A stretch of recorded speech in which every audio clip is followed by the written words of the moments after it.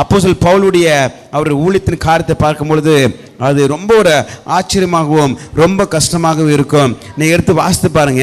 2 கொரிந்தியர் 6ஆம் அதிகாரத்துல 9-10 கூட வாசிங்களேன், அருமையா இருக்கும்.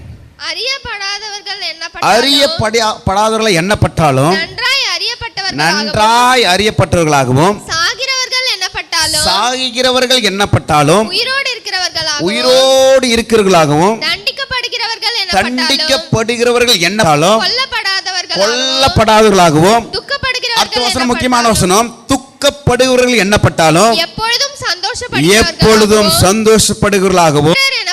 பக்கத்தில் சொல்லுங்க, துக்கப்படுகிறவர்கள்.